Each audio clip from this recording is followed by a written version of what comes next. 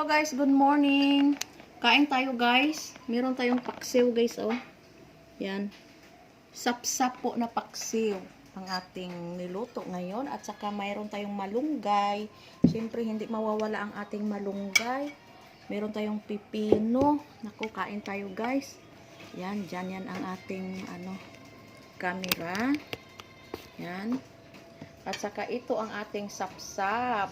Yan. Let's eat. At meron tayong sinangag. Yan. Kain tayo, nakakagutom. Sinangag po ito guys. I like sinangag guys. At saka paksiw. Ang sarap sa sinangag. At saka sabaw ng paksiw. Ito, sabaw. Sabaw sa paksiw. Parisan mo ng paksiw na sapsap. Naku, ang sarap. Kain tayo, let's eat. Naku, nakakagutom talaga. Ang kalo-kalo ba? Yummy. Kalo-kalo guys, iparos nyo sa sinangag. O ang sa paksiw. Tapos merong malunggay. Kain tayo. Malunggay oh. May malunggay tayo. Harap, may sabaw.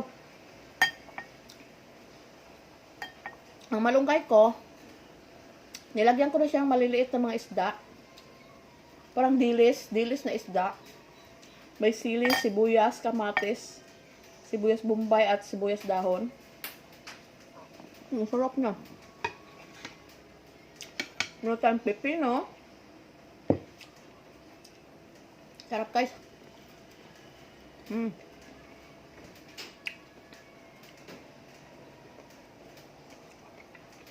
Sap-sap.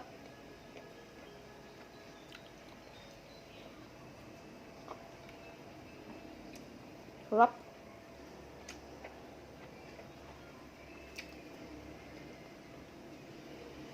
Everyday malunggay.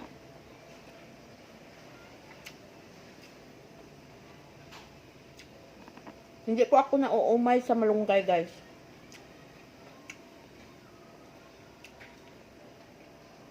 Bukod sa masarap na masustansya pa.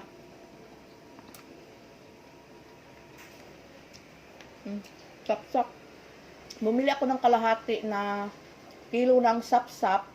70 pesos lang. Ang kalahating kilo ng sap-sap. Pinaksiw ko lahat. Yan. Ang sarap. Dami ng kalahating kilo.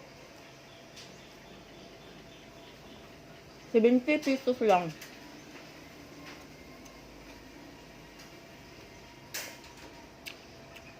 At sa mga anak ko, ito ang sa mga anak ko, crispy. Pinirito ko lang yung chicken.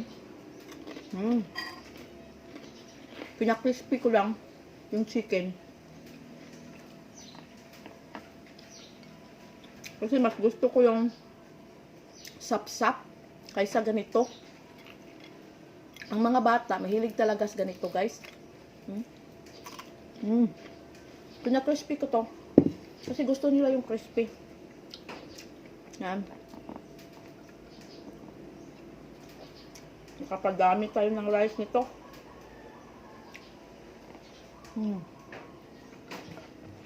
Sarap. Thank you for watching guys. Ito malunggay. Everyday malunggay tayo. Thank you for watching guys. Bye. See you for more videos.